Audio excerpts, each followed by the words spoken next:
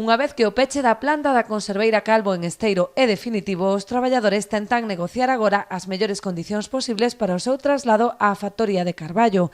Nun encontro entre os responsables do grupo conserveiro e o comité de empresa, a dirección comprometeuse a incluir as 2 horas de traslado, unha de ida e outra de volta, no horario laboral dos traballadores, horario que, por outra parte, será só en quenda de mañá para os traballadores desprazados en Esteiro.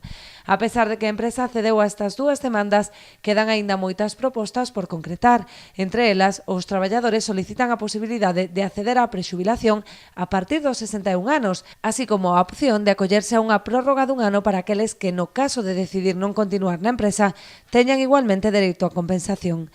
Tamén plantexan a indemnización de 45 días por ano traballado para as xubilacións.